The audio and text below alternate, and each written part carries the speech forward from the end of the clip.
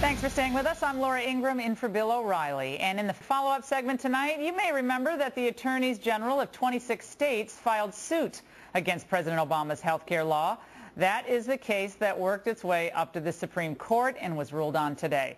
Louisiana was one of those states challenging the law, and Governor Bobby Jindal joins us now from Baton Rouge with reaction. Governor Jindal, I am sure you were shocked when you heard about how this case came down, the reaction in your office and Louisianans in general. Laura, not only shocked, extremely disappointed. Now, the court ruling that this mandate is constitutional. Now, think about the precedent they're setting. They're saying our federal government can now tax us for not doing something as Americans. Where does that end? Tomorrow, could the federal government say they're going to tax us if we don't eat tofu? Can they tax us if we don't buy a Chevrolet Volt? Can they tax us for any number of things? This is a ridiculous expansion of federal government power. The reality is we now have a chance in November. We've got a clear choice. We've got a president who wants the government now running more than almost a sixth of the economy. He's gotten the government involved in health care and car companies and banks. And we've got an alternative. We've got Mitt Romney saying enough is enough. This was an absurd ruling. The only good thing out of this is that the court was more honest than the president. The court called it what it is, which is a tax. I mean, you've played it tonight. The president bent over backwards saying it's not a tax, it's not a tax. There's no way this would have passed the Congress if they had gone there and sold it as a tax. I'm also amazed by a couple of things. One, the court would rule it constitutional, but then secondly, that the court would basically rewrite the statute.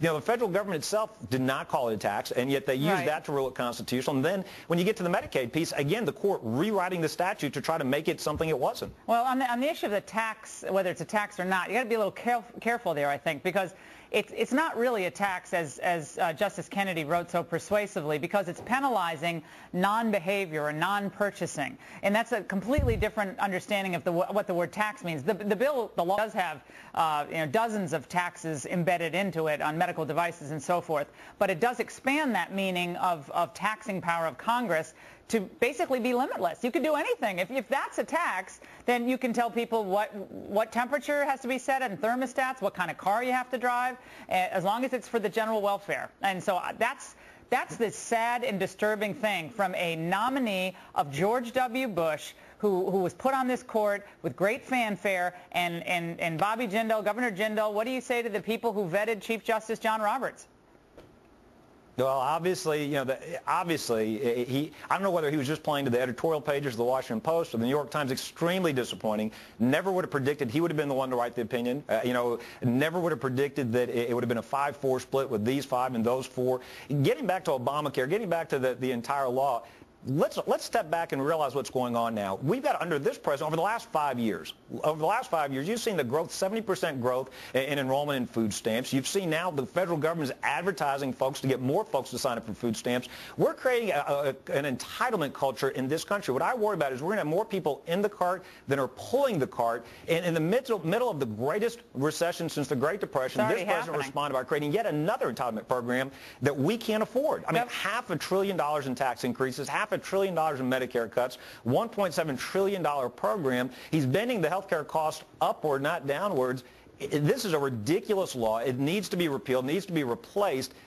You couldn't have a more stark choice this election come November. You've got a president that is doubling down on government expansion and spending. Governor, you have said that you will not move forward with these health care exchanges. Do you believe that you are legally justified in doing that, given what the Supreme Court said today? Obviously, there's the Medicaid angle. They said that the federal government can't withdraw all of Medicaid funding if the rules aren't followed with additional funding, so that stands. But on the health care exchanges, do you believe it is within your state an inherent authority to say no to those? Absolutely. Look, this was not a good week for states' right in the Supreme Court, but absolutely we're not moving forward with the exchanges. We're not going to be implementing Obamacare here in the state of Louisiana. Instead, we're going to do everything we can to defeat President Obama, get rid of Obamacare.